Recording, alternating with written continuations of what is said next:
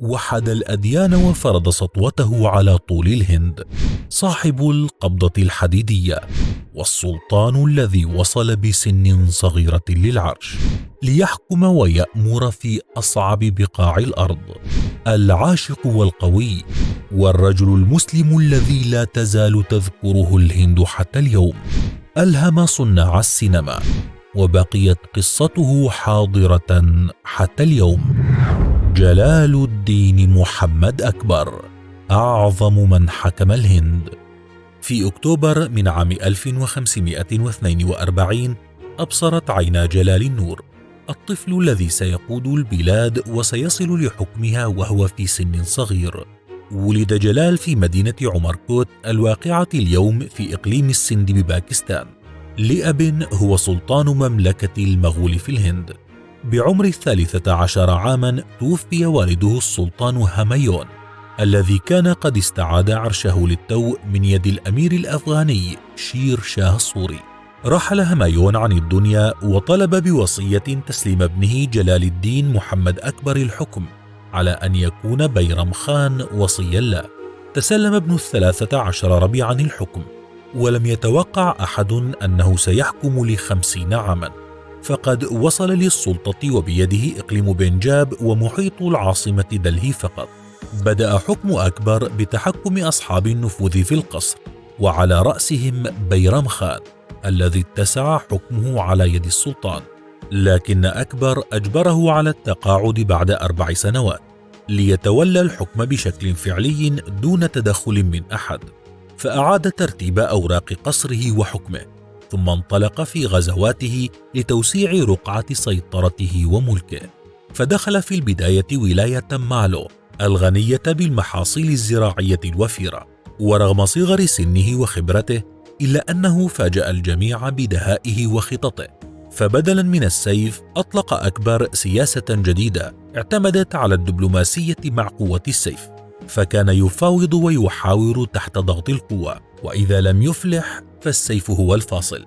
وعلى ذات الطريق استمر أكبر بفتوحاته وتوسيع رقعة ملكه وسيطرته في إقليم الهند، خصوصا مع ولايات الراجبوت الهندوسيين، وهم طبقة سياسية رفضت حكم المغول المسلمين، وحاولوا دائما الانفصال عنهم وتأسيس دولتهم الخاصة، لكنه نجح بإخضاع جميع ولاياتهم لحكمه، إما بالإرضاء وإما بالقوة، ثم اتجه لإرضاء الشعوب غير المسلمة على أرضه، حيث ترك لهم مهمة إدارة ولاياتهم، وبدأ بمركزة النظام المالي وإعادة تنظيم عمليات الضرائب، كما سمح للهندوس والراجبوت بالمشاركة في حكومته ومنحهم مراتب كبرى في الجيش.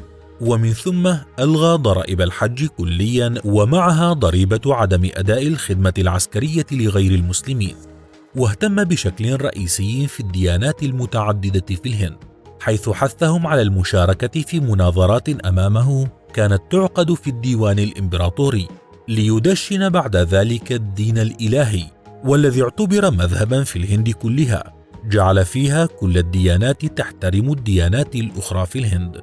ورغم الانتقادات إلا أن أكبر استمر في خطته، ساعيا لتوحيد الهند عسكريا وسياسيا واجتماعيا.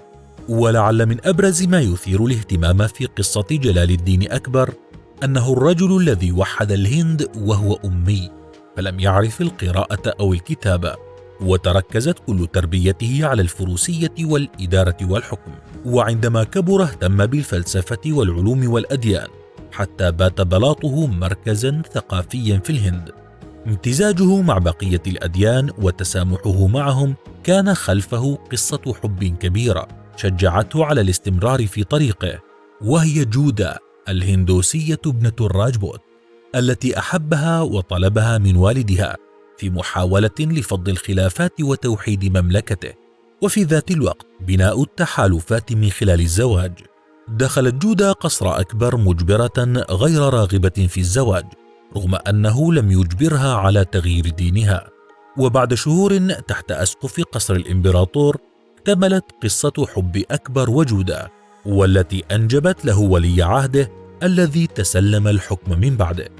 حكم جلال الدين أكبر انتهى بوفاته عام 1605، بعدما وصل حكمه لمنطقة جوجارات والبنغال وإقليم كشمير ومعهم السند وقندهار، في إمبراطورية لم يصل لها جده المؤسس، وحكم فريد من نوعه لم يفعله أحد.